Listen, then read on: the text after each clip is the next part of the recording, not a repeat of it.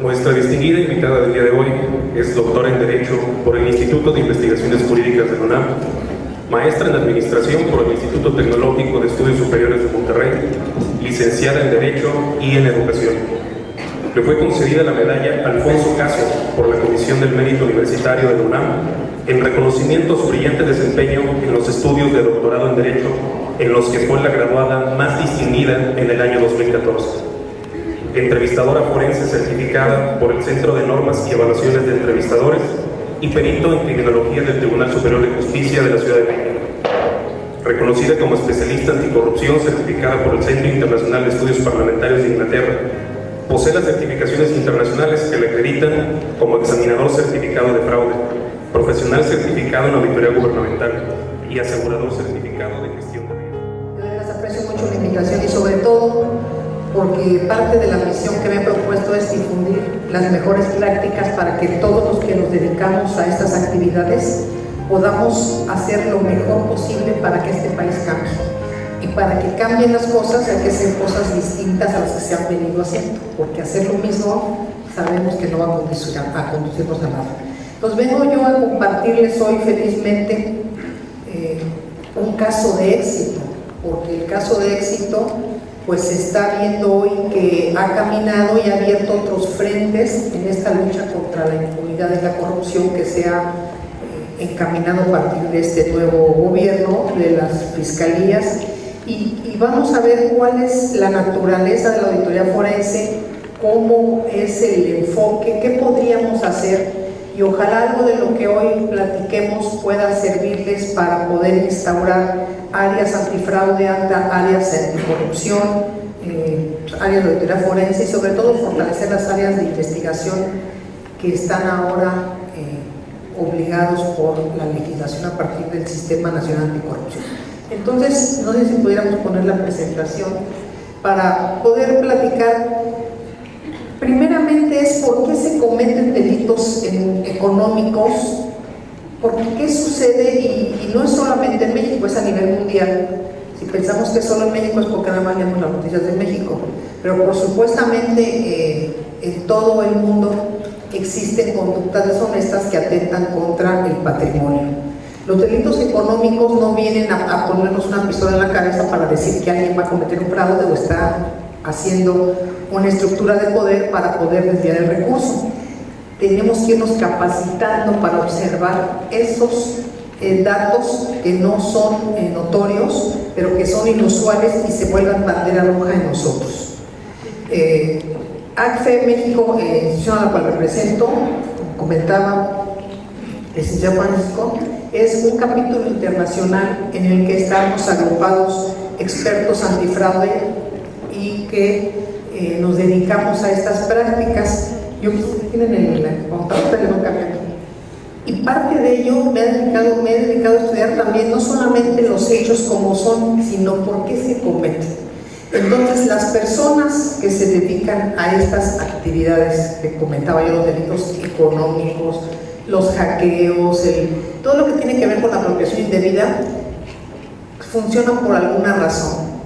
Debemos nosotros aprender a reconocer a esas personas, a ver si están en una situación, en un área de riesgo que puede hacer o permitirles abrir la puerta para que sucedan hechos que atenten contra el erario.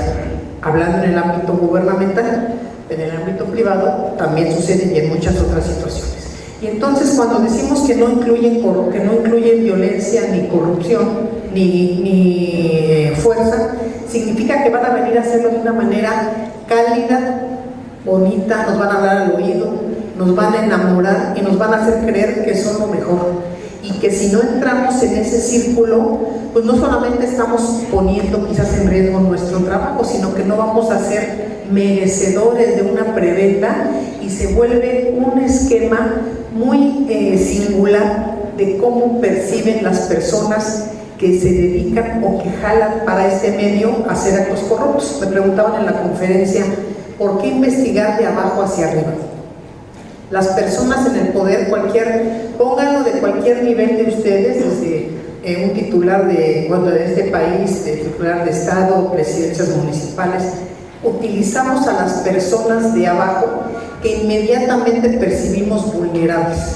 ¿Cómo se percibe la vulnerabilidad? Es algo inherente a las personas que ya traen esa creatividad para el mal. Donald Creasy nos decía, por eso pongo este tema del fraude, es muy importante, que para que se realice un acto deshonesto deben acudir 3 elementos: la oportunidad, la racionalización y la motivación. Cuando hablamos de oportunidad, empiezo yo a hacer los engranajes, cuáles fueron las oportunidades que se dieron para que se pudiera dar, entre otras muchas investigaciones que tuve a cargo, la estafa maestra, conocida mediáticamente así. ¿Cuáles fueron los controles que fallaron? Pues casi todos, porque no había controles. Es más, yo creo que hasta hoy no hay controles, son inexistentes. ¿Quién ejercía? ¿Quién determinaba? ¿Cómo contrataba? ¿Por qué la elección? ¿Cuál era la necesidad o la justificación de una compra?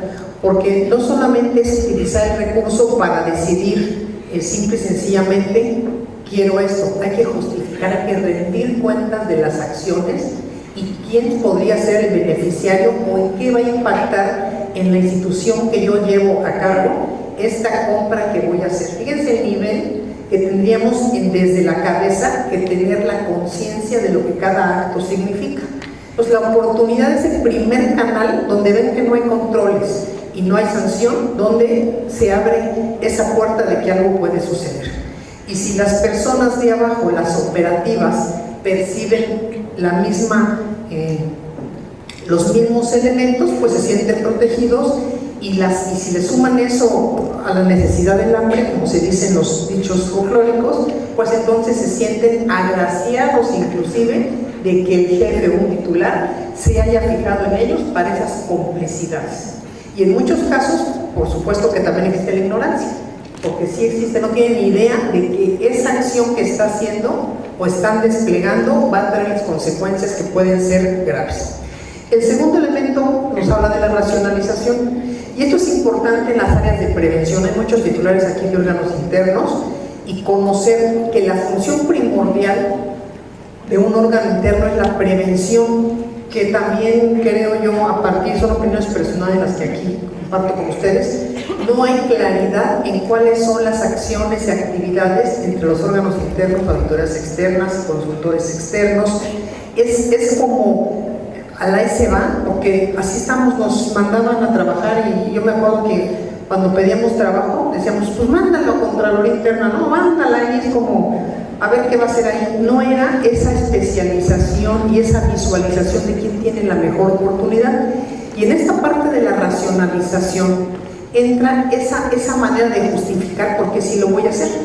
Y entonces cuando yo escuchaba entre los funcionarios de lo que ese dato de Cedesol, que ellos estaban haciendo las cosas correctas y que no tenían ninguna razón porque estaban ayudando a este país. Y voy a poner un ejemplo, con Carlota vamos a ver los procedimientos. Cuando compraban y mandaban 10 millones de fotografías de su presidente, le decía, ¿y en qué ayuda la foto del presidente a la pobreza? Pues a mí todavía como que no me entraba aquí en la cabeza. Pagadas. Entonces me decía, no, pues los hace muy felices. Dice, bueno, ¿es esa una racionalización cierta que me la decían? ¿O por qué decidiste contratar a este proveedor? Pues porque lo encontré en internet y era la mejor opción, y lo racionalizan de tal manera que justifican su acción, se lo creen. Y estos elementos son esta situación que sí incide en estas personas de menor rango y por supuesto también en las de mayor nivel, pero que entonces tienen que hacerse sentir bien para cometer estos actos que saben que son inadecuados. Y tan son inadecuados que yo les decía, esto que estás haciendo llegarías con mucho gusto a decir en tu casa, ¿qué creen? Que hoy compré 3 millones licité 3 millones de servicios que no se van a dar y ya me voy a volar tanta lana. O sea, esa es la racionalización que hacemos. Bueno, entonces es un segundo elemento. Y el tercero, la motivación, que la motivación va intrínseca en muchas cuestiones. Hay personas que seguramente, de las que yo entrevisté, que vamos a ver cómo la entrevista forense es algo fundamental en una auditoría forense, que decían, pues es que a mí me dieron un carro. Personas que un carro lo veían alejado de su vida, como si yo me quisiera ir a vivir a Europa, así de alejado, que no tienes el recurso para hacerlo. Entonces, con un carro resolvían, fíjense, en lugares de mucho calor y de lejanía, que tenían cómo llevar a los hijos a la escuela, cómo moverse. Entonces eso los hizo sentirse felices y le entraron al negocio. Después querían devolver el carro. Entonces cuando le dije, ya ni lo devuelvas, hombre, déjalo ya, pues, o sea, ¿cómo es posible que cada quien tiene una necesidad y un punto de quiebre que es motivación?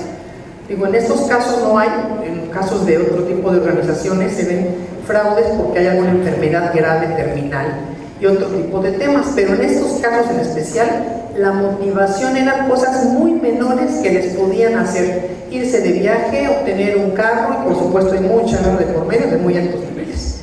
Pero el tema es, este triángulo cómo juega con los del alto poder, los que Edwin Sutherland, otro criminólogo, llamó los de cuello blanco, para que las altas estructuras de poder, donde secretarios de Estado, donde oficiales mayores y directores generales pudieran racionalizar y decidirse a desplegar una serie de acciones para desviar recursos millonarios, a pesar de que estaban perfectamente focalizados y enterados, significa que iban más allá de eso, significa que tenían ellos una percepción de impunidad bastante acendrada.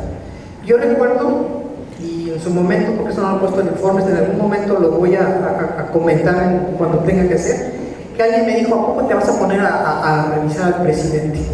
¿A poco te vas a poner a revisar al secretario? Entonces yo no entendí en ese entonces, porque empezaba yo a hacer la revisión de las contrataciones, a qué se refería. Después entendí que seguramente de ahí provenían todas las instrucciones y de ahí se daba esta acción de poder. Pero bueno, esto es algo importante porque esto mismo opera hacia abajo. Observar quién puede tener una necesidad, quién puede racionalizar y quién tiene esa falta de escrúpulos que tiene que ver con la integridad y la ética, la siguiente lámina, para poder romper esos valores. Porque yo digo, a mí si me ofrecieran algo así, créanme, y lo digo porque me aterraría, o sea, me paralizaría, no sabría qué hacer. No sabría qué hacer, pero las personas que sí le entran a estos negocios lo hacen con una fluidez y un movimiento impresionante, porque sienten que las cosas son fáciles y porque no tienen la conciencia ni esa introyección que nos hace ver las consecuencias que pueden haber, y esos son incentivos perversos. Pero ¿cómo se detecta un ilícito? Bueno, en unas revisiones pueden ser a partir de hallazgos internos o externos. En este contexto, los hallazgos internos tienen que ver con los órganos internos de control o las propias áreas financieras, de recursos humanos, que pueden ver que hay aviadores, robo de identidad. En alguna revisión que hicimos de Zagarpa, que está en el libro documentada también, que son de las cosas que uno no acaba de entender, es desvío de recursos con dossiers, expedientes bancarios totalmente clonados y fabricados exclusivamente para llevarse el dinero. Estos hallazgos tendrían que haber hecho una movilización interna en la Secretaría para ver quién, cómo, por qué lo hizo. Esa parálisis de no hacer nada, pues también es un ilícito. Entonces, puede ser auditoría interna, pueden ser los mismos órganos. La segunda, por quejas y denuncias. Quejas y denuncias a nivel mundial es el medio más rápido y donde más se han descubierto los hechos de corrupción. Es mentira que se descubran realmente porque alguien vino y en ese momento descubrió el hilo negro. No, tardan 18 meses mínimo en descubrirse cuando ha sucedido un fraude. Pero los grandes hechos de corrupción se han dado, conocemos Odebrecht, conocemos otros grandes temas, por información. ¿En qué se basa esto? Pues en la confianza que los ciudadanos tengan de las autoridades y de las personas que están a cargo de estas áreas de revisión y de auditoría. Cuando empezamos a escuchar en medios y a leer que hoy mismo en el país empezaron a denunciar a todos aquellos a los que extorsionaban, diciéndoles que tenían fabricadas cuentas que iban a bloquearles o desbloqueos, pues esa gente que ya estaba tan indignada que llegó a presentar su denuncia. Entonces es importante poder fortalecer un área de denuncia para que tengamos el medio idóneo para ello. ¿Cómo abrí yo la estafa maestra? Bueno, empecé como áreas de opacidad y riesgo a ver en una planeación, porque para realizar auditorías debe de haber una planeación, pero una planeación con una metodología tal que no pueda venir cualquier persona a impugnarnos que estamos haciendo una revisión personal o de partidos o de gobierno, sino que tengan elementos metodológicos que demuestren el por qué se está integrando en un plan de trabajo. Y en este contexto, como áreas de opacidad, nos dimos cuenta que había una serie de contratos asignados de manera directa por montos millonarios y con nombres más largos que la Cuaresma, ¿no? Convenio de colaboración para la creación de áreas que puedan incidir en ámbitos de pobreza extrema y puedan ayudar a la población a bla, bla, bla, bla. O sea, qué bárbaro. ¿Quién hace un título tan rebuscado para un contrato? ¿Por qué todos con otra bandera roja con entidades públicas, instituciones académicas, que fueron las primeras que vi? Pero en este contexto, cuando pido la información, fíjense bien, cuando pido la información que me den todos los contratos al amparo del artículo primero de las obras, que era un modo de eludir una licitación pública por los montos tan grandes, me mandan, vamos a decirlo así, pues los que se les dio la gana, ¿no? En lugar de tenerlos sistematizados, y quitan los más importantes, que son uno de los que revisé. Pero yo ya tenía esa información porque me di a la tarea, antes de únicamente pedirla y como tal tenerla, pues hacer yo mi propia examinación. Esto me lleva a recomendarles que no pueden ustedes estar únicamente a expensas de lo que es de la institución que van a auditar. Ustedes tienen que saber más del ente al que van a auditar o van a investigar. Y en este contexto, cuando veo que no vienen ciertos contratos, pues lo pido y me dicen que no existe, pero ya tenía el contrato y tenía también la otra parte de información que tendría que ver con la situación financiera. Entonces, es aquí cuando se abre una auditoría forense. Esa es la diferencia entre una auditoría interna, prevención, desempeño, que mide políticas públicas o de obra pública, a lo que es la auditoría forense. Es un enfoque técnico que va focalizado ya a revisar en un hecho en el cual se presume que hay un hecho delictivo, un acto delictivo, todos los actos que puedan implicarlos, porque necesitamos saber tiempo, lugar y circunstancias. Entonces no iba yo a revisar todos los contratos que existían al amparo del artículo primero, que eran más de 1500, pero empiezo a sacar algunos que tienen que ver con universidades públicas y que dejé otros muchos porque no teníamos la capacidad, éramos un grupo de 45 personas aproximadamente, y pues por monto, o sea, si de veras se hiciera una auditoría de todo eso, tendríamos miles de millones de pesos de teatro, miles documentados. Entonces, cuando vemos lo que es la auditoría forense, integramos un equipo pues, decidido ¿para qué? Para investigar de una manera escrupulosa. ¿Quién decide otorgar este contrato? No es únicamente, como decía la ex titular, no, pues es que se hicieron y está todo muy bien y yo recibí las entregas. Es la manera más fácil de eludir una responsabilidad. Es quién justifica y en qué acto decides tú otorgar este contrato a esta institución, pero lo más importante, ¿por qué decides que este monto sea? ¿Por qué 695 millones?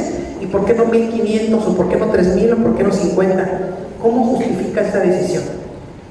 ¿Cuál fue la razón que te dio pie a ello? Y empezamos a investigar dirigido, ¿por qué con estas empresas? ¿Por qué con esta universidad? ¿Dónde fue? ¿Cómo fue? ¿Qué requerimos en una auditoría forense? Recopilar la evidencia. Lo forense va vinculado a lo legal. A diferencia de una auditoría financiera o de desempeño, pues el desempeño va a definir si las políticas públicas fueron acordes, se lograron sus objetivos y metas y bla, bla, bla. Pero la auditoría forense tiene que aportar la evidencia legal contundente para poder construir un caso y presentarlo ante las autoridades correspondientes. Entonces, para ello necesitamos documentar la situación. ¿Qué hemos encontrado en la realidad en otras pláticas que hemos convivido con compañeros de auditorías? Que no tienen ni idea de cuáles son las evidencias para documentar cada caso. Y pues tienen mucha razón, porque si nunca en la vida les han hablado de evidencia, han sido toda la vida la auditoría tradicional financiera, contable, que únicamente revisa que esté el contrato, el pago, la factura, el acta de entrega y vámonos. Eso no es una auditoría. Tenemos que cambiar nuestra manera de revisar, hacer un enfoque distinto y a ver más allá lo que el perpetrador puede hacer. Entonces, si van a documentar, como en estos casos, que los desvíos se dieron, tenemos que utilizar todos los medios al alcance. De otra manera van a venir con las cajas de evidencia, decir, nosotros recibimos todo, tenemos el acta de entrega-recepción, no tenemos ninguna queja y estamos satisfechos. Y con estas cosas han pretendido, y yo pienso que se han solicitado cosas que en algún momento se van a saber con ese pretexto, porque no han ido más allá a seguir la ruta del dinero y la suma de inferencias lógicas que nos permitan determinar que esos bienes no existieron. Y entonces, para poder documentar estos hechos y saber quiénes fueron los responsables, requerimos de evidencia.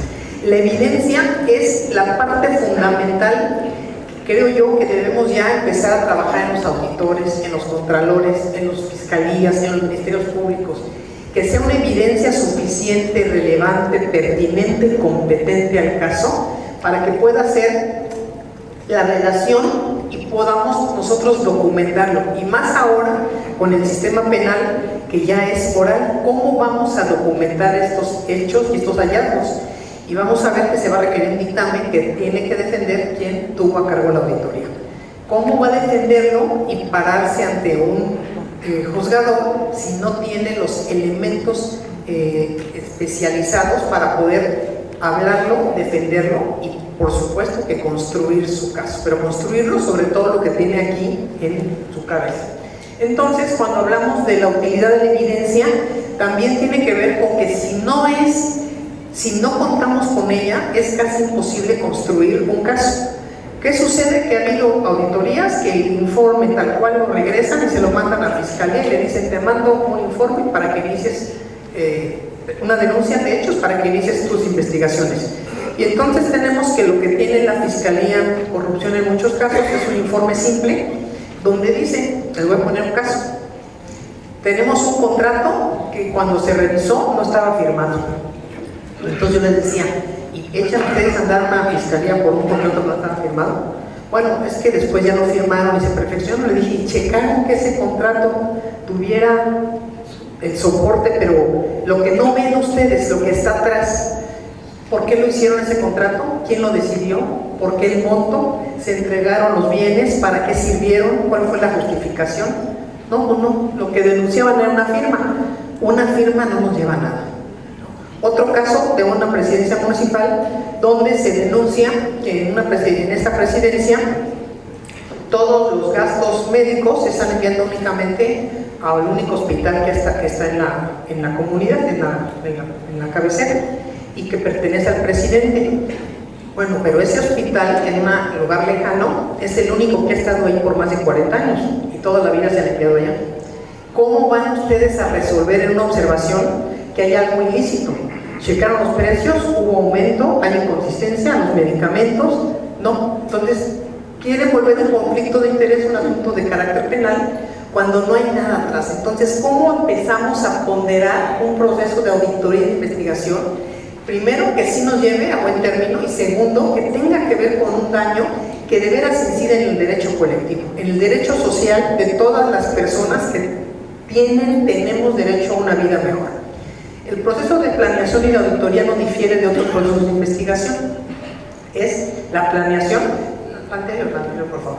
La planeación general, que es cuando nos llega un caso, tenemos este caso, ¿cómo vamos a investigarlo? Oye, fíjate que inclusive de esta auditoría que hice, que investigué de la famosa estafa maestra, se derivó que me dijeron en una universidad no, un sistema de Hidalgo, ¿no? Aquí ni vino las personas, no contratamos con nadie, únicamente nos decían que firmar y nos hacían ir a México, bla, bla.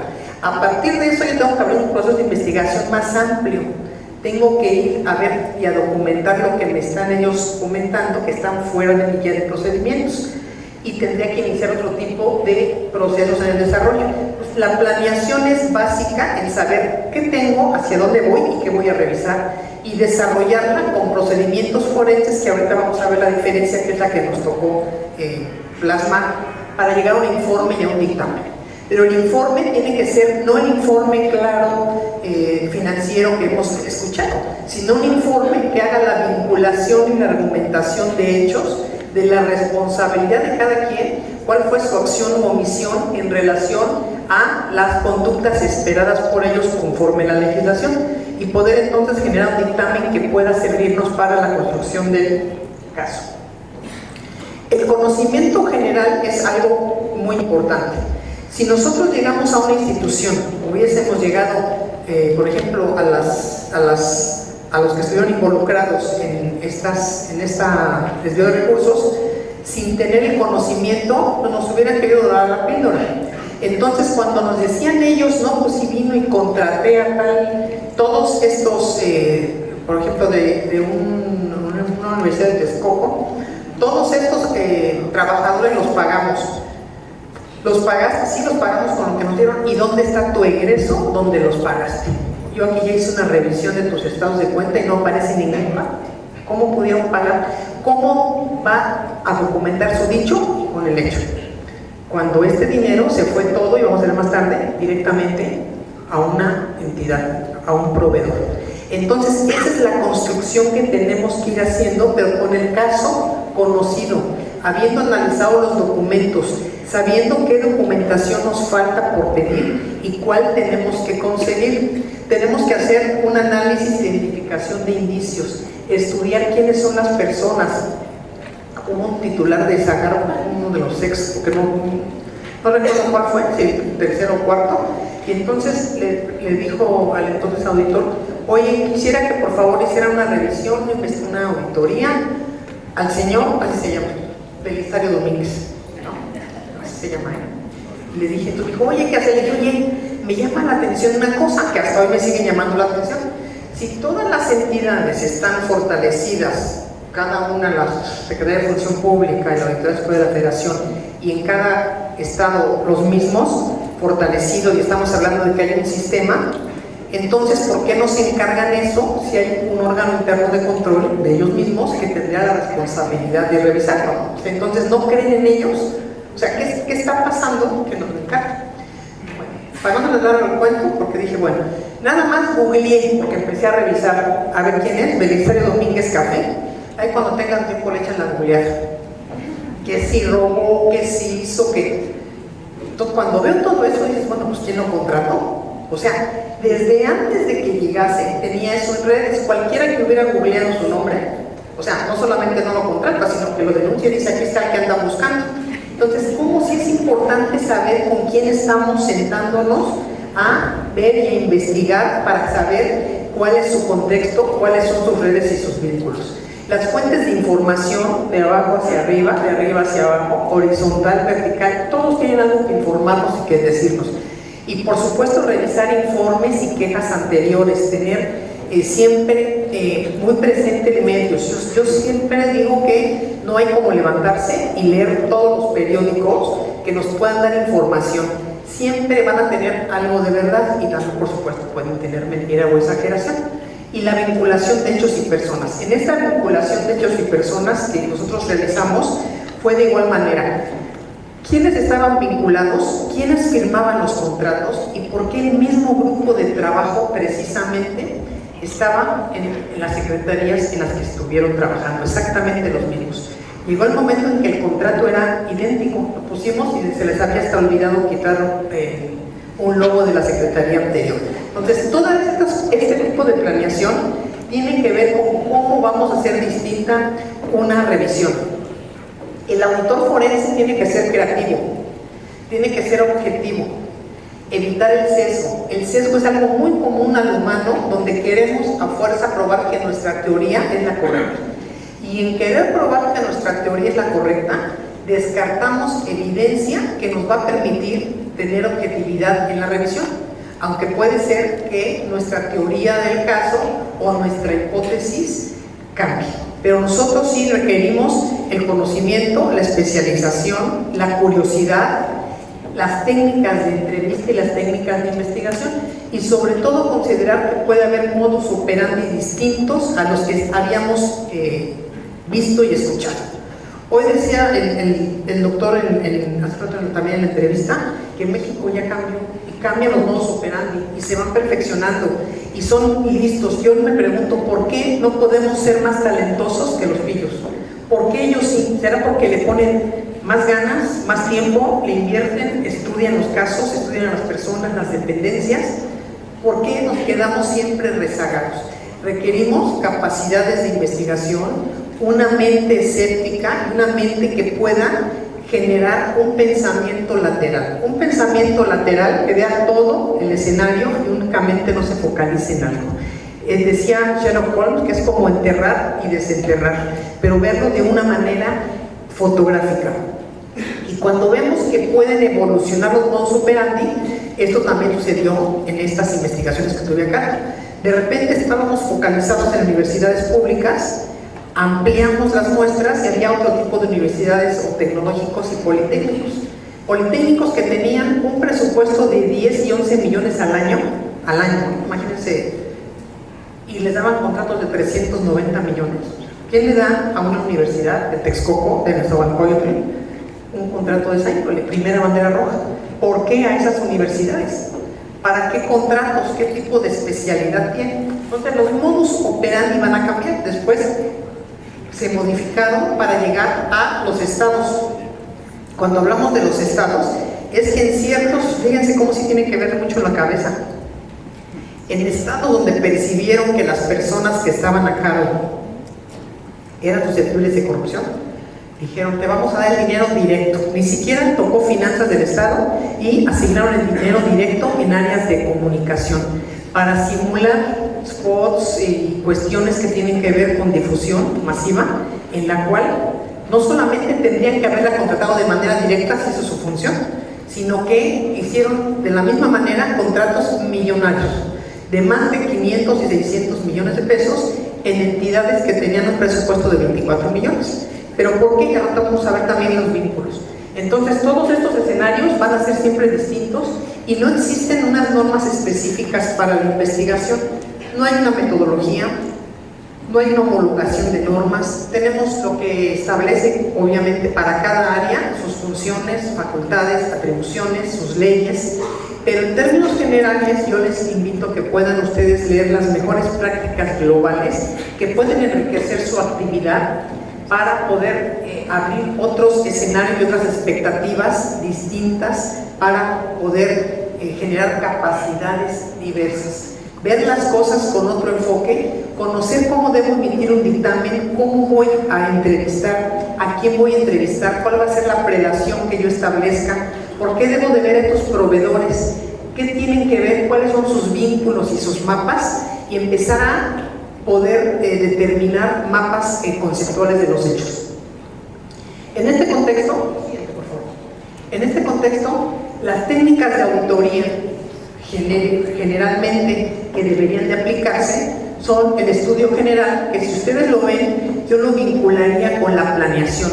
¿Cómo voy a revisar este caso si llega a mis manos? Hoy mismo, con las cuestiones de las faltas administrativas graves y no graves, no hay una conciencia ni un procedimiento para la integración de los IPRAS menos de los EPRAS. Y entonces, ¿de dónde viene? El que hizo la auditoría está desvinculado del área de investigación. ¿En qué momento voy a hacer la referencia? ¿Cuándo voy a presentar una denuncia? ¿Cómo voy a conocer cuáles fueron las funciones que tendrían que haber llevado a cabo? El análisis, la inspección, la confirmación o compulsa. Cuando iniciamos nosotros en la auditoría, yo llamaba a las personas para entrevista, los citaba y me decían: no puedes citarlos porque no eres Ministerio Público, tú no puedes investigar. Entonces yo decía: a ver, ¿quién dice que no puedo investigar? No dice, la investigación está bla bla para el Ministerio Público, conforme al artículo, creo que el 20, no sé en qué está ahorita. Le dije: no, pues esto no es una investigación, una persecución del delito. Esta es una investigación y una auditoría investiga quién compró, por qué compró, dónde compró, qué es lo que investigamos. ¿Qué es lo que preguntamos cuando alguien llega tarde a casa? ¿Dónde estabas? ¿Es una investigación o no es una investigación? Y cuidado y no nos contesten, ¿no? O sea, entonces exactamente eso les comenté, porque también me tocó hacer la revisión de la estela de luz. Entonces me decía, ¿cómo no le puedo preguntar, no? O sea, esa lucha, esa obstaculización era vencerla. Y era vencerla porque, por supuesto, que tiene que ver también la misoginia que ha operado en este país. Como una mujer se atreve a decirnos a mí, usted no sabe quién soy yo. Yo le decía, no, sí sé quién es usted. Se robó tanto, ¿no? Entonces, como que ella no, sí sé, pero se lo estoy diciendo con una evidencia en la mano, ¿no? O cuando me decían, a mí no me gusta el tono en el que me habla, pues a mí no me gusta que se roben el dinero. Entonces, tenemos que aprender a manejar todas estas técnicas, pero a darnos nuestro lugar sin ofender al que tenemos enfrente, pero haciéndole ver que hay autoridad. Porque si no, entonces vamos a entrar en un colapso donde tratan de hacernos de menos. Pero necesitamos conocer, observar, analizar, procesar datos. El procesamiento de datos se vuelve indispensable en un tema de auditoría forense, indispensable. La base de datos que creamos para vincular las empresas y saber qué notarios tenían 50 empresas creadas, que el domicilio de una empresa coincidía con la otra, que un teléfono estaba vinculado con otro, y toda esa información, quién cobró los cheques, cómo cobró, quién llegaba, yo les digo que es como una franquicia, a todas las entidades, porque las seccionaron por el sur y por el norte y unas y otras, a ofrecer los servicios, cómo lo llegaban a ofrecer, el modo en que los trataban. Cuando dicen los testigos, nos mandaron allá a una casa y me la señalaron y nos tenían ahí sentados y ahí estaban los rectores sentaditos. Imagínense el dolor que pensaba yo en ver a los rectores sentaditos esperando que les dieran su montón de entregables para poder justificar en qué momento se perdió la dignidad profesional a cambio de qué, ¿no? Entonces todas estas investigaciones, observaciones, hay que ir a ver en qué casa fue, si sí coincide, quién entra y quién sale. Esa es parte de la auditoría forense y sí se debe de hacer. Que hay un funcionario que tiene un negocio y nos lo acaban de referir y tiene la ferretería donde él compra y se autocompra. Pues nada más vayan por donde él vive y se sientan ahí cerquita y van a ver si afuera, como fue el caso de nosotros que revisamos, pues llegaban los carros con el logo de ahí y ahí dormían y ahí estaban. Entonces son inferencias que abonan a que haya algo que está sucediendo. Yo sugiero mucho, no sé si aquí tienen en las áreas de auditoría y contraloría, el análisis de datos, la creación, el uso de herramientas que analizan miles de datos en horas. Las nóminas de maestros, las nóminas de salud, estas nóminas que si las hacen en Excel tardan como 3 meses en revisar, y ya cuando se acabó ya se desaparecieron las escuelas, nos dan otra visión y otro tipo de análisis. Y también el cómputo forense en relación a palabras clave, a poder obtener espejo de las computadoras. Yo no pude llegar a eso porque por supuesto ese ya no me lo permitió en la Secretaría, pero esas computadoras se saca un espejo y aquello que pensamos que desapareció está. ¿Qué otra evidencia no podríamos tener? Entonces son elementos, herramientas necesarias, pero también necesitamos a los expertos que las sepan manejar, porque pedirlas por pedirlas y que no nos capacitemos pues no nos van a llevar a nada. ¿Qué elementos adicionales forenses aplican para lograr éxito en una investigación? Bueno, la investigación documental. No es lo mismo un contrato, como uno de los que pasó en la estafa maestra, que era de enero a diciembre de 2015.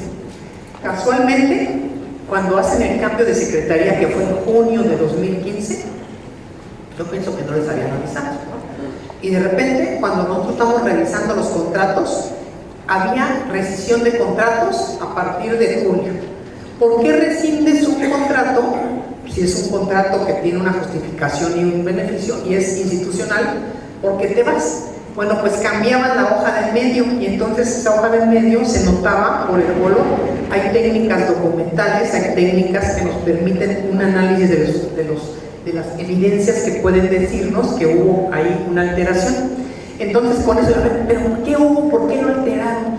Y entonces en ese análisis grupal que hacíamos con el equipo forense, que también sugiero que el equipo tiene que tener un enfoque. Si voy a revisar salud, tiene que haber alguien que sepa del área de salud. Zagarpa, un experto en esas áreas, contador, abogados. En este enfoque, a ver, ¿qué podemos ver que estaba alterada y por qué. Y entonces dijimos, pues en junio, porque acuérdense que nosotros hacemos la revisión posterior a que acabó el ejercicio. A ver, ¿por qué cambiaron? ¿Por qué? Y nos acordamos entonces, cuando revisamos, que en junio, ¿qué pasó en junio?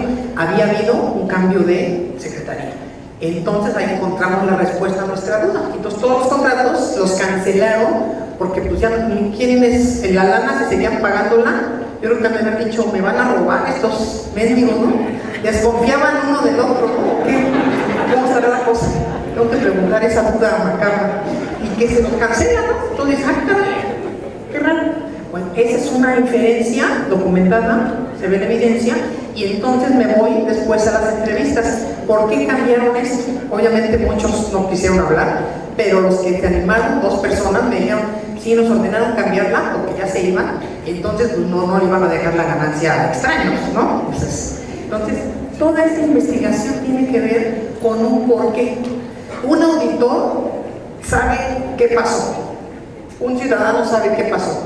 La prueba es cómo sucedieron los hechos. En esa historia, que es el texto de investigación, es que puedas documentar claramente cómo sucedieron los hechos. Y cuando decimos cómo, es que cualquiera que le preguntes te pueda dar una información que sea consistente con los hechos y la veracidad. Entonces, tengo los documentos, veo que se cancelan y veo que casualmente deja de haber pagos, y en muchas organizaciones, en muchas universidades tuvieron que pagar de la propia secretaría cuando se les revelaron pues, sus ganancias, ¿no? Entonces, esa investigación documental es importante para cualquier contexto. Igual una revisión que hicimos en Oaxaca de unos proyectos, resulta que estaba todo amarillo, así con tanta humedad y huevos de cucaracha y todo, y una hoja blanca la acababan de cambiar. Casualmente era la hoja del plazo y del precio. Entonces, esos son datos que pueden ayudarnos a construir nuestro caso. La grafoscopía en el estado de Quintana Roo, también revisamos parte de la administración anterior, bueno, todavía estaba, pero era la administración del gobierno anterior de ese estado, y resulta que había más de 1,800 millones de pesos documentados en listas con la huella digital y en unos casos sin firma, ¿no? Entonces, la grafoscopía en las partes de las firmas, cuando pedíamos anverso y reverso de cheque, era exactamente la misma letra, la mismita, con los mismos domicilios y las mismas cuestiones. Se piden estos tipos de peritajes, pero te haces ver que hay algo inusual.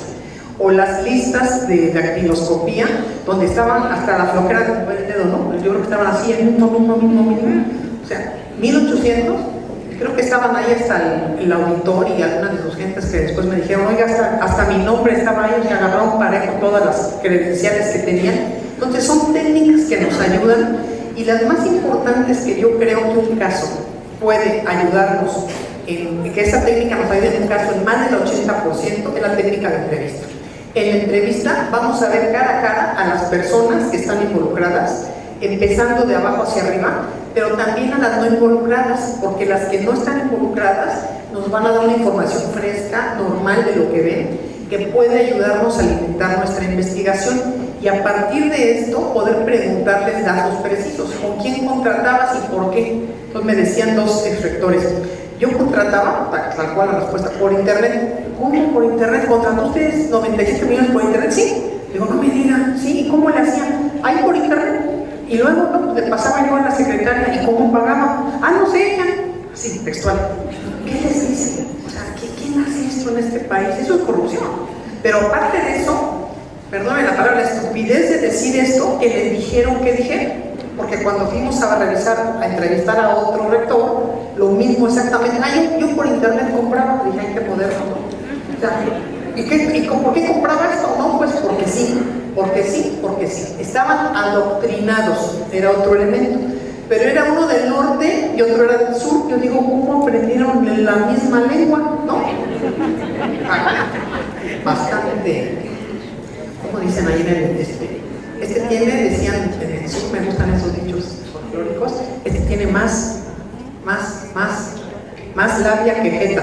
Aquí también se imagina. Entonces, imagínense que ustedes se la creen. Oye, no, pues qué moderno es usted, sí. Perfecto. oiga, ¿y por qué no lo inscribió en cuenta pública? ¿Cuenta pública? ¿Pero por qué? A mí me lo dijo, ¿cómo que no? ¿No?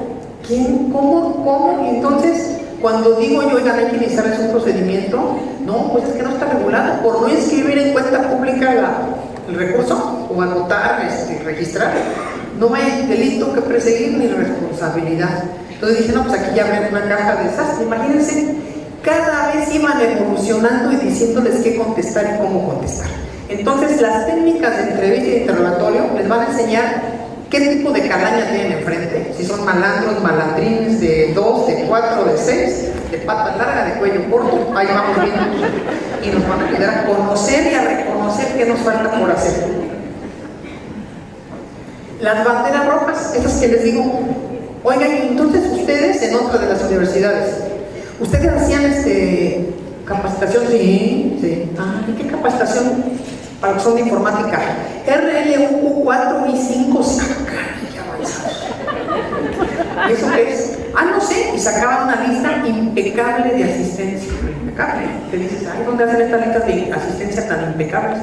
Todo fabricado. Y entonces esa hora le dije, ah, pues aquí está el jurídico. A ver, el jurídico. ¿Usted estuvo aquí? Aquí enfrente. O sea, no le doy tiempo que usted estuvo aquí. Nada más que quiero que sepa que está entre autoridades. Si miente, entonces va a tener que saber. No, sí. Ah, ¿y de qué fue el curso? ¿El curso? Sí, WL, un curso. No, pues teníamos que ver, a ver, le dije, ¿usted me está diciendo que estuvo? Y eso es una mentira, porque el que se acuerda muy bien. El día que ustedes pregunten qué hubo en esta conferencia, lo van a decir. Y si le preguntan a medio camino, ¿y qué dijo al final? Se van a acordar y van a retrotraer su mente. En eso empezamos, ¿no? Cuando dijo, sí, no estuvimos. Y todos fueron creados. Entonces fui a ver al otro, no, yo ni estuve, ¿de qué? Entonces ya empezaron a sentirse acorralados y ya empezaron a hablar. El tema es cómo empezamos a través de las investigaciones a ver banderas rojas inusuales. Pero si llegan estos papeles a un fiscal, a un ministerio público, que están con la vieja escuela, de que no, pues aquí está, sí hubo curso, aquí está la firma y la asistencia y el acta de entrega, todos están contentos. Entonces, en cualquier caso se va a caer. Entonces, las banderas rojas deben considerarse en cualquier investigación. En este caso de éxito, que sí es, la verdad sí lo digo primero así como que lo veo yo sí alejado, ¿no? Porque cualquier caso de investigación tiene un riesgo y ustedes lo ven conmigo, que lo puedo vivir con mis zapatos, ¿no? La persecución de la que fui objeto por parte de estas personas, bueno, hasta pusieron espectaculares en bastantes ciudades, y hace 2 semanas todavía una persona que participó me dijo, sí, los espectaculares los pagó tal gente. O sea, todo lo van diciendo. Les agradezco porque me digo, bueno, pues salí muy guapa, la verdad. Entonces, la siguiente que traiga yo mi presentación la voy a agregar. Espectaculares. ¿Quién paga espectaculares para poner quién audita a la auditora? O sea, ¿cómo ven? Entonces tú dices, ay, no, si algún callo, ¿no? Entonces, el tema es, ¿cuántos de nosotros podemos tener el gusto, el honor, el agrado, el talante de levantarnos y pensar cómo voy a investigar hoy esto y decidir cómo investigo? Fíjense, somos más de 120 millones de personas en el país. Los pocos que lo podemos hacer, hay que hacerlo. Es decir, hoy cómo voy a llegar a esto. Esa es su decisión personal. Nadie puede influir en ustedes ni saber qué piensan ni cómo lo van a hacer. Y eso es un honor para ustedes, para su familia y para el entorno. Más un estado como este, que ha vivido, ya que les cuento, ¿no? Tenemos que cambiar, y en la mente en que cambiemos eso y se sienta que sí hay un orden, hay una autoridad y que vamos a hacer un tipo de investigaciones distinto y que vamos a aprender a documentar, pueden cambiar muchas cosas, al menos la percepción de aquellas personas, porque también anoche comentábamos, bueno, los que estuvieron abajo fregando al vecino, pues somos los mismos del pueblo, ¿no? O eran extranjeros, o eran de Marte. ¿En qué momento cambió su mentalidad para hacer mal? Para dedicarse al lado oscuro en lugar de permanecer en el lado de la luz. Entonces, en esa parte podemos incidir, porque el 80% de la población estamos en un margen de poder ceder a la tentación.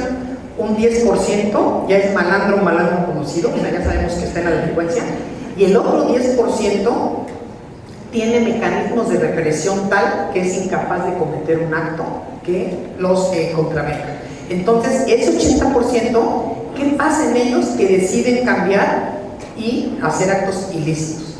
Entonces, este caso de éxito de la estafa maestra, que fíjense, otra de las cuestiones importantes, yo decía, tenemos que decirlo en los informes, pero bueno, yo era directora general, ¿no? Y arriba de mí había 2 niveles, y había un consejo de dirección, no podemos. Entonces, yo creo que la equivocación nuestra, y lo digo, se lo dije en su momento al doctor, es no decir las cosas como eran. Pero también entiendo que ellos seguramente cuidan la parte política, que también tienen que hacerlo, pues uno es más confrontativo y tiene otra cuestión. Entonces, el éxito es cuando estos periodistas, a través de la información que tenemos nuestra, que les damos y demás, pues lo ponen en un lenguaje que todo el mundo lo entiende y lo visibiliza. Pues eso es como se llama la estafa maestra. ¿Qué encontramos? La falta de transparencia como bandera roja, que me decía, a ver, aquí hay algo raro. ¿Por qué todos adjudican contratos de manera directa a entidades que no tienen la experiencia en el expertise? Pero aparte, cuando le pedí en recomendaciones, que son una de las acciones que tienen los auditores, subir a Compranet todos los contratos, ningún secretario se dignó. Y me dieron una respuesta que ahí guardo, a mí que la siguiente dije que la voy a poner, en la que me dicen, fíjense, para personas, ¿cuántos aquí son abogados? Levanten la mano sin pena.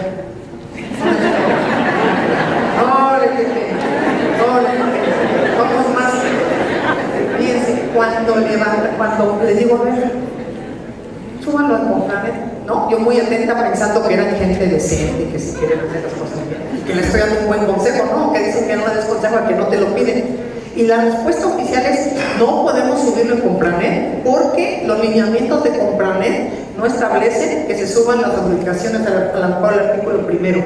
Y yo, respuesta, constitucional y leyes, que me dijeron, uy, ¿cómo le contestaste al secretario? Le dije, y a la secretaria también le dije, o sea, ¿cómo es posible que te reduzcan aquí un lineamiento de Compranet? No lo dice, cuando la Constitución te establece en el 134 cómo deben ser las compras, te establece la ley, te establece las responsabilidades, y díganme qué costaba subirlo, al contrario, que era abrirlo. Bueno, hasta hoy, si no me equivoco, no están abiertas, pero en este entonces nadie quiso. Entonces, ¿por qué ocultaban esa publicación de contratos? Entonces es una bandera roja. Irregularidades detectadas a partir de la primera y segunda revisión. Fíjense, no es error, es aprendizaje. Cuando hacemos las revisiones, nosotros pensamos en primera instancia que únicamente otorgaban esos contratos para que las universidades se quedaran con un ingreso propio. Entonces, de cada contrato le quedaba a la universidad un 8 o 10% y podían entonces ellos hacer algo con ese dinero. Falso, porque nosotros en ese entonces no teníamos todavía la opción de los bancos, que era la primera auditoría que hacíamos. Cuando le dijo, ahora vamos a seguir la huella del dinero, nos dimos cuenta que no, que todo era simulado. No se dio para que se hicieran. Entonces, en las revisiones nos sentamos con ellos a decirles, oiga, esto está mal, esto no debe ser así. Y la resistencia no solamente escucharnos, sino a negarse a dejar de hacerlo. Y es una cuestión integral. Las empresas inexistentes o fachada, empresas que estaban totalmente fuera de norma. Tal como llegaba el dinero de Sedato o de Cedesol a la institución, se traspasaban a las universidades, y las universidades y directamente a los proveedores ni siquiera enteraban los impuestos. No había nada que los supiera, y ahorita vamos a ver los mapas. Pedimos la información al SAT, pedimos la información a los bancos y empezamos a hacer el análisis del seguimiento del dinero. ¿A dónde iba el dinero? ¿Quiénes eran los beneficiarios? Hubo una persona vinculada a una universidad que tenía 21 empresas creadas para el mismo, que se compraba. Yo creo que engañaban también a los otros, ¿no? El ladrón que vence al ladrón tiene 100 años de perdón. Y hubo también otro rector que creó una empresa y él mismo se adjudicó casi 7 millones de pesos. Entonces, estas empresas inexistentes, pero sí legales, creadas normativamente. ¿Y dónde estaba la autoridad cuando le dimos la relación de todas las empresas para que las verificara? Que nunca se verificó. Se mandó la información en ese entonces a la unidad de inteligencia financiera con la misma función. Pero bueno, cuando vimos que eran los mismos que estaban en el poder, ¿no? Pues entendimos que no iba a poder prosperar.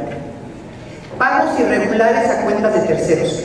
Como todas las proveedores y personas físicas vinculadas, en muchos casos le dieron a una que se llamaba Esker casi el 80% del recurso. Si tú le das a un proveedor en cuarto nivel el dinero, ¿cómo lo gastaste?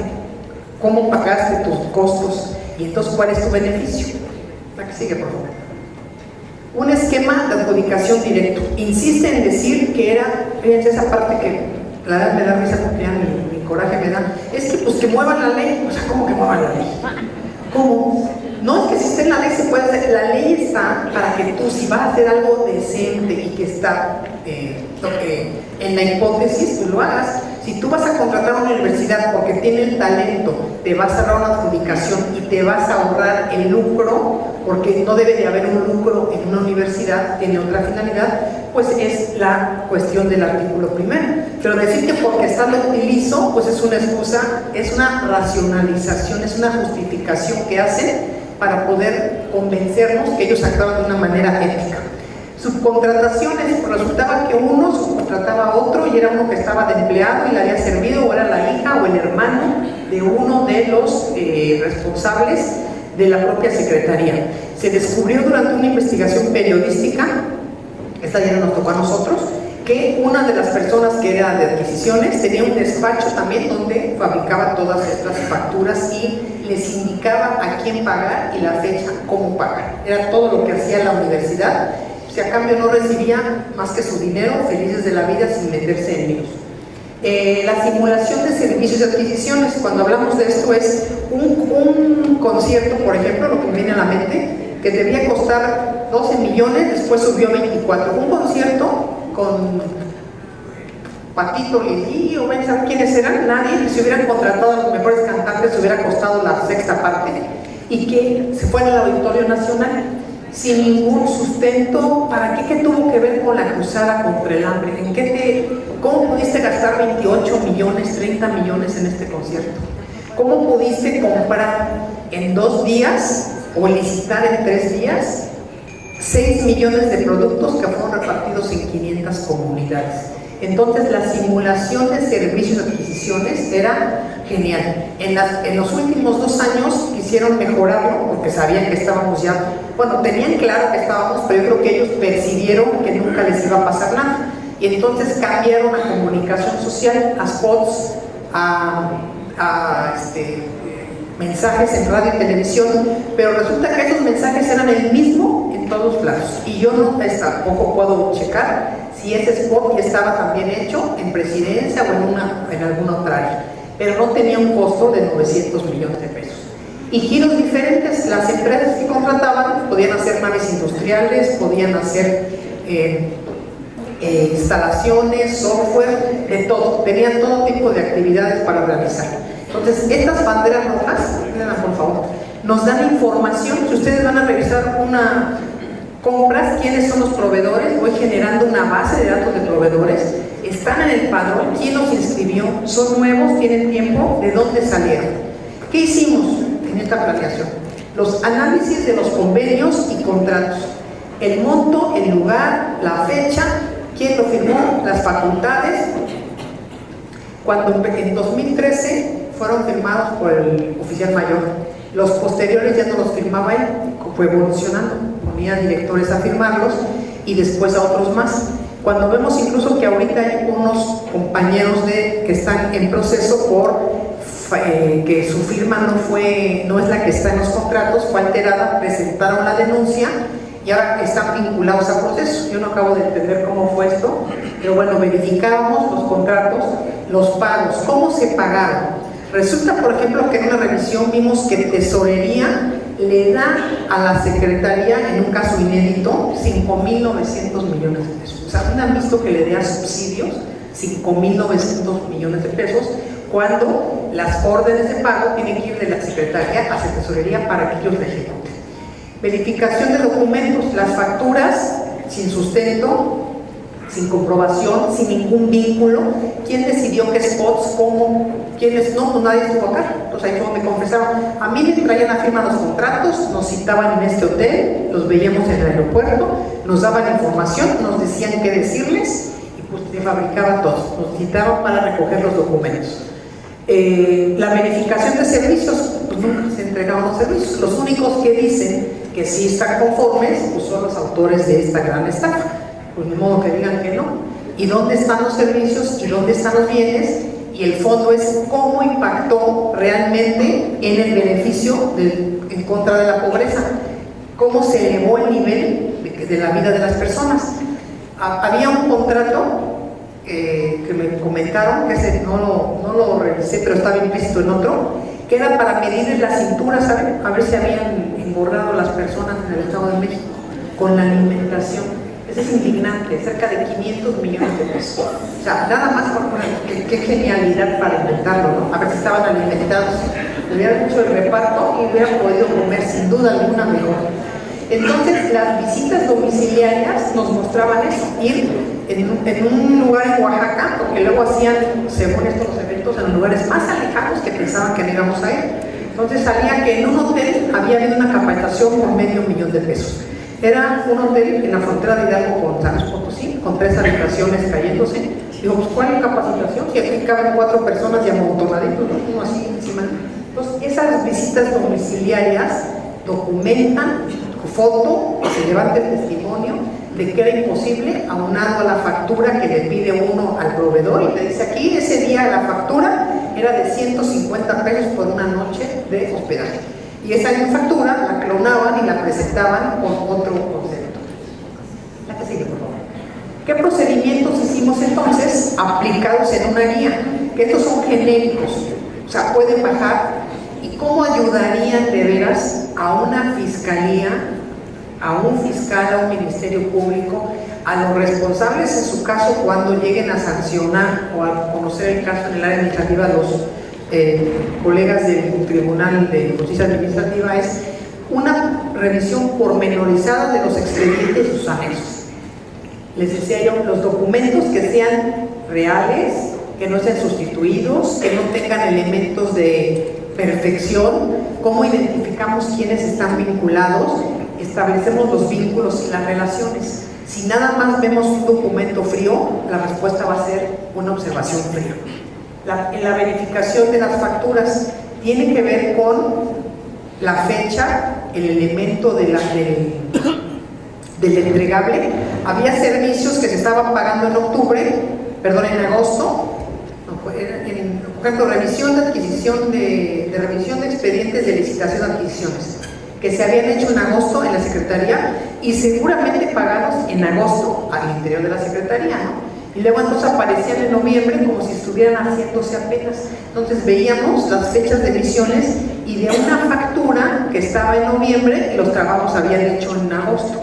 Y entonces había inconsistencia de datos, conceptos facturados contra los entregables, los importes y la documentación soporte.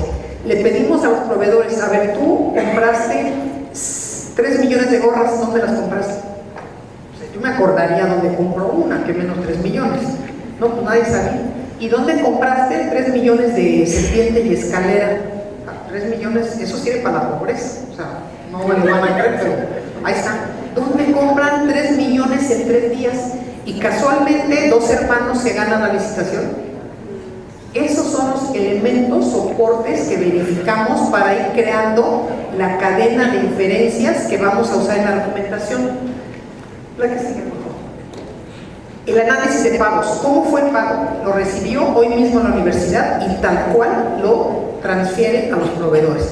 Y el proveedor en el mismo momento tal cual los transfiere a otro tercero y ese se vincula con otro que no tiene nada que ver tal cual. Verificación del proceso y de la autorización. ¿Quién lo autorizó? ¿Por qué? Nadie sabía. Era una sola área con 5 personas haciendo todo ese menjurje. Inclusive hoy día, conforme he tenido conocimiento, se llevaron todos los expedientes con toda la información. ¿Cómo hacemos para revisar esto? Cuentas por liquidar, fecha de pago, monto, o sea, ¿quién ordenó estas cuentas por liquidar y por qué concepto? Y cuando hablamos de la documentación comprobatoria y justificativa conforme a la ley de responsabilidad hacendaria y las leyes de cada estado, tendríamos que ver quién lo recibió. Entonces fuimos a la bodega, en la secretaría, a decir, oigan, aquí recibieron 6 millones de productos. Ah, sí, queremos hablar con los bodegueros. Están de vacaciones. No me digan, los dos. ¿Y su sistema? ¿Cuál sistema? No, ¿cómo entraron? Ah, no sé, hasta que lleguen. Sigo esperando, pienso que nos mandaron en algún crucero por todo el mundo. No regresamos. Bueno, imagínense, jamás tuvimos acceso a ellos. No les interesaba. Pero entonces vimos la bodega y vimos la calle.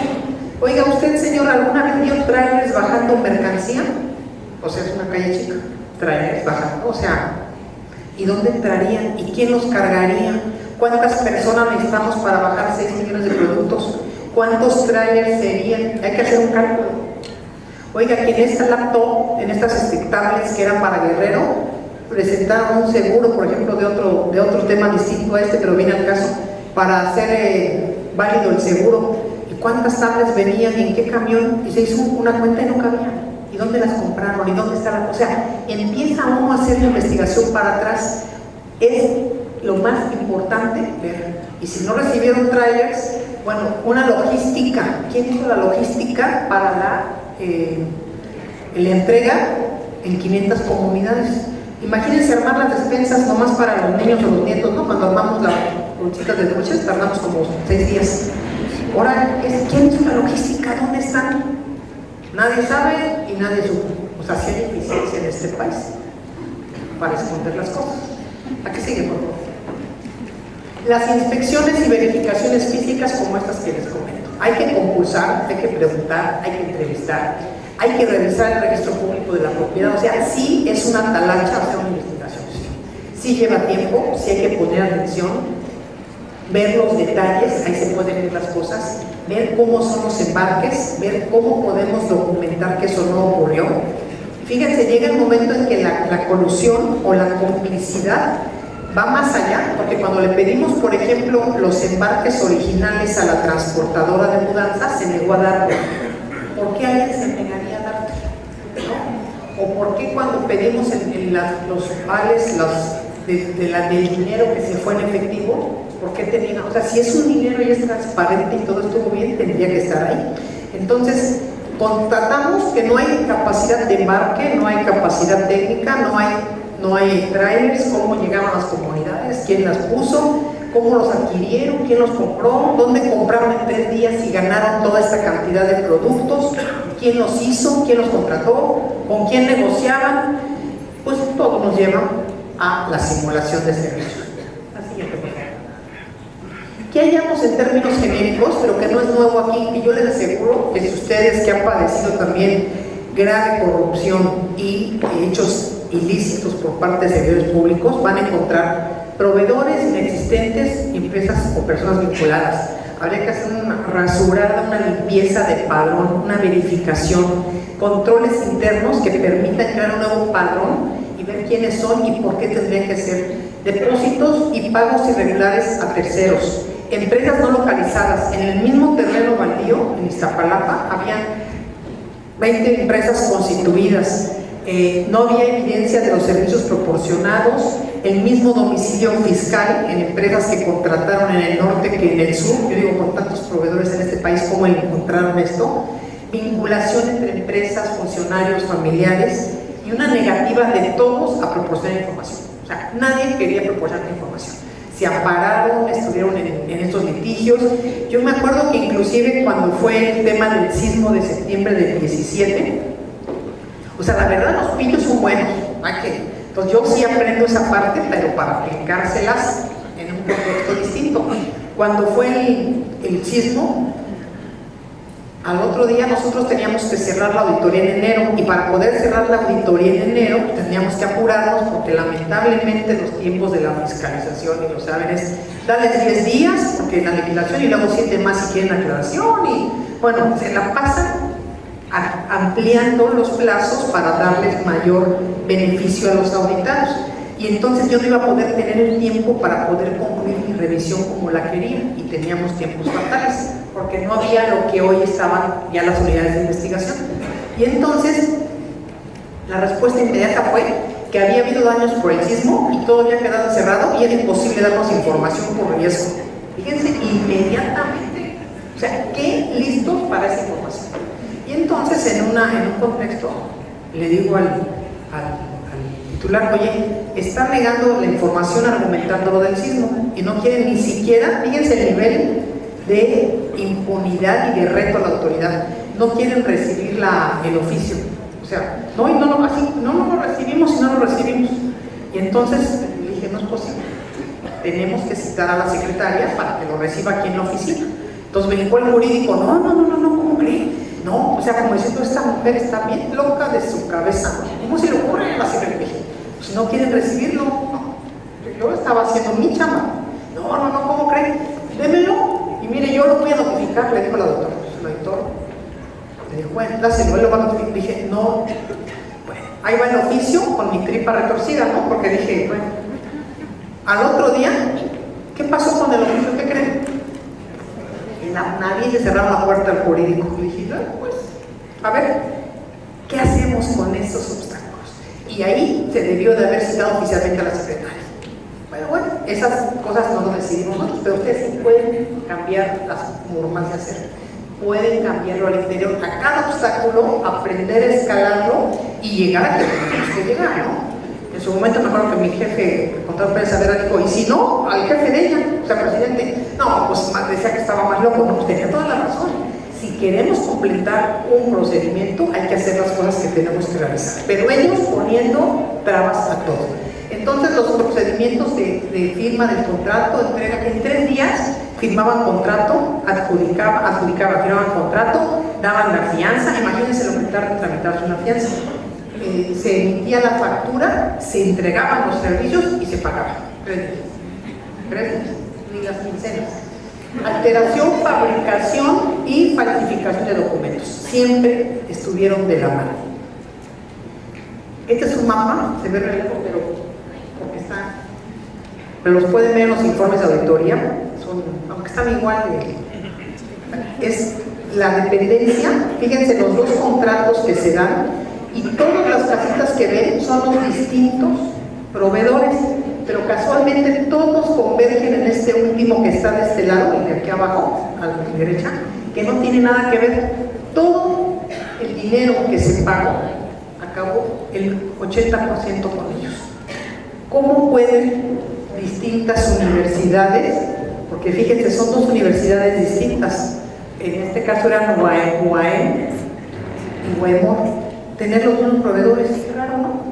Y que todos los proveedores depositaran a un tercero, a un cuarto y a un quinto, que se llevó toda la lana.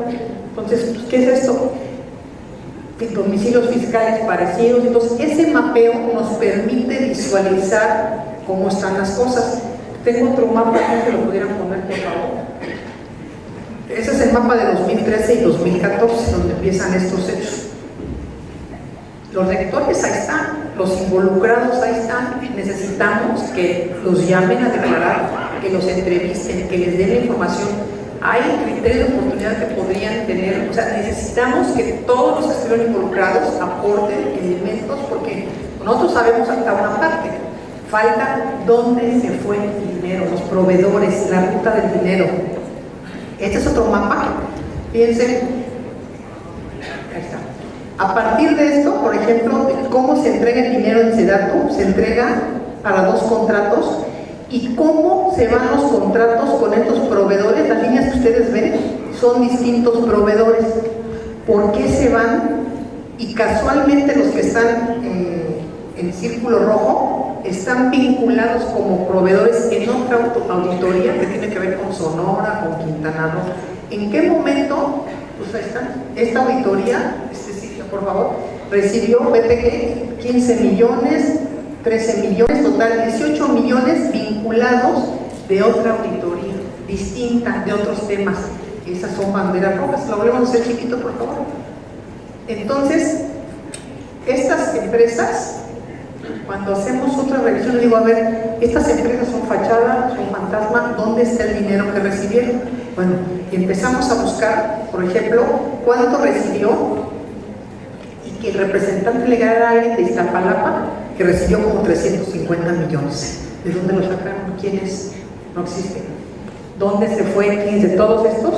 Aparte hay otras con 126 empresas, igual que el dinero se va. Alguien tendría que seguir la ruta del dinero a partir de esas y llamarlos a cuentas, saber dónde se fue el dinero, dónde está el dinero, dónde está el recurso. Y entonces en este contexto podemos empezar a armar un caso. Pero si llega este caso a una fiscalía y en la fiscalía nosotros decimos, bueno, la que sigue, por favor. En la fiscalía nosotros decimos, bueno, pues sí, mira, se recibieron el dinero y tienen esta información y tienen esto y bla, bla, bla. No hay queja, no hay querella por parte del contratante, no hay procedimiento, pues se van a salir con la suya. El chiste es cómo nosotros vamos a romper esos retos, los retos de la operación de todas las entidades que están vinculadas, las unidades de investigación. ¿En qué momento las unidades de investigación van a generar toda la información para construir un caso, un informe y poder documentar la responsabilidad administrativa grave para que se envíe al tribunal a través de sustanciación?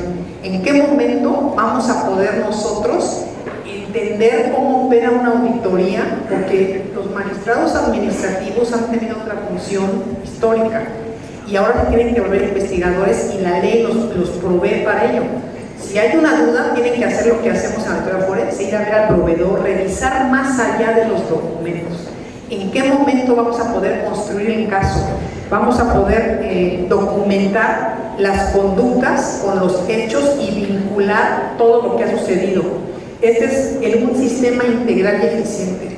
Si uno hace una auditoría de primera, pero al mandarla a fiscalía o al iniciarla en la unidad de investigación, las personas no tienen el expertise ni el conocimiento de la auditoría, nos van a solventar, porque te van a decir, no, pues aquí están las cajas y ya me entregaron la información y no hay. ¿Cómo lo hacemos integral y sistémico? ¿Cómo inhibimos la impunidad a través de los mensajes que se emiten, no solamente verbales o de temor, no, en mensajes como lo que estamos viendo? ¿Por qué renuncia un ministro? ¿Por qué hay una persona en la cárcel? ¿Por qué están sucediendo esos hechos? Y ahí seguramente van a tener que jugar un papel muy importante los dilemas éticos en cada una de las personas que han estado vinculadas o que pueden estar vinculadas para decir, me equivoqué. Y entonces poder entender que los tiempos tienen que cambiar. Anular las complicidades. Estas complicidades donde el fiscal o el área de investigación o el propio auditor no observa algo porque es un cuate, es una cuata, y entonces ¿cómo vamos generando los controles para poder anular las complicidades? Los mecanismos eficaces de investigación pueden ser los mejores, pero si no tienen las herramientas, el mapeo, la información bancaria, la del SAT, no vamos generando bases de datos. No tenemos la información interna, a ver dónde más trabaja en este mismo tiempo, quiénes son. No vamos a ser pobres. Y así como decía político, pobre político, auditor, pobre de información, pobre auditor. No va a llegar a nada, no tiene cómo llegar a nada. Pero también hay que aprender a generar información. ¿Cómo genero información a partir de los elementos que existen y que tengo y voy construyendo internamente mi base de datos? Algo importante, la protección a denunciantes. O sea, a mí, la verdad, doy un ejemplo vivo, denuncias y te apalean.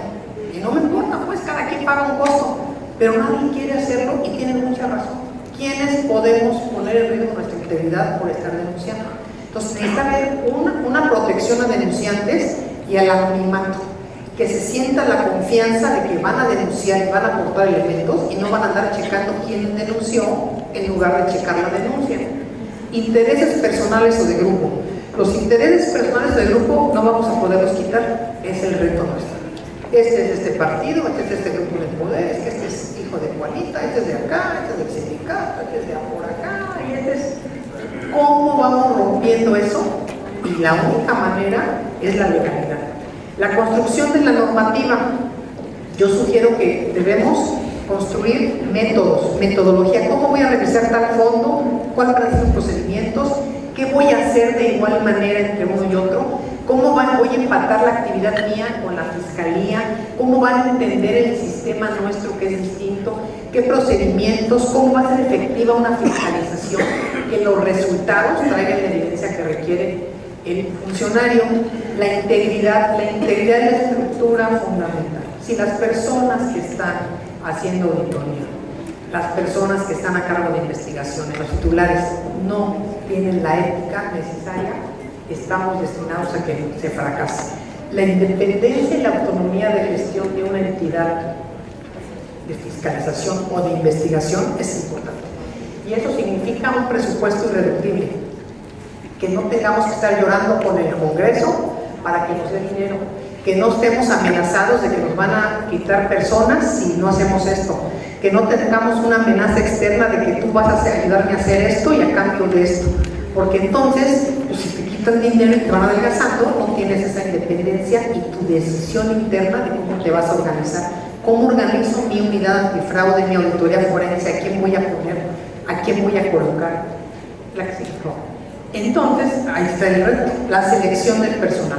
El personal que esté en esas áreas no puede venir a aprender. Tiene que ser personal con la capacidad y el conocimiento apropiado para poder aprender competencias, destrezas y habilidades. Pero tengo el conocimiento integral de lo que es el tema de la fiscalización, de la auditoría, de las responsabilidades. Conozco los tipos, conozco cómo opera esto.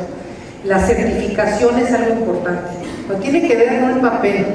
Alguien que decide certificarse en una certificación internacional es porque tenemos que dedicarle tiempo, paciencia y aprender de veras, y eso habla de una personalidad perseverante y que quiere mejorar.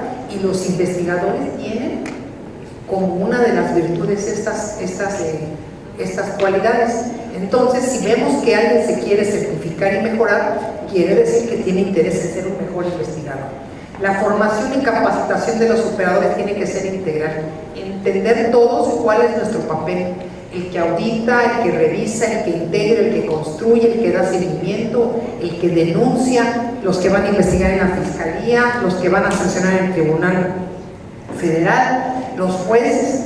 Todos juegan un papel muy importante y el tema es cómo blindamos esto, cómo evitamos que los buenos operadores los corran por hacer bien las cosas, cómo evitamos la injerencia de otro tipo de acciones de lana, ¿no? Porque hoy mismo hay de los de la estafa maestra unos que están amparados y hay otra persona en la cárcel. O sea, cómo los ampararon contra judicializar un caso y cómo hay otras personas. Entonces tiene que ver que hay algo que operó dentro y que no está de una manera clara. Y la estructura y los recursos, cómo estructuramos el área de tal manera que sí opere, que sea operativa y adecuada a lo que requerimos. Las unidades de investigación son una estructura fundamental en la lucha contra la corrupción si queremos que pasen las cosas. Entonces, ¿cómo vamos a hacer las vinculatorias?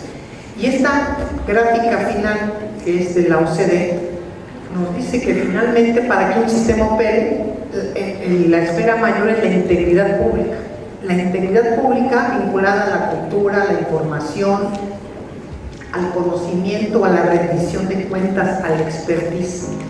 Todos estos elementos, son más de esto, que lo pueden ver en la página de OCDE, serían las cualidades idóneas de quienes nos dedicamos a esto, más las ganas de hacerlo. Si a alguien no le gusta lo que hace, yo sugiero que busquemos o le digamos a la gente de confianza, como decían, dile a quien más confianza le tengas, que nos pongan en otra área, porque aparte de que vamos a estar muy descontentos y amargados, porque nos amargamos cuando no hacemos lo que nos gusta, no vamos a aportar nada. Y cada quien tenemos algo que podemos hacer en otras áreas.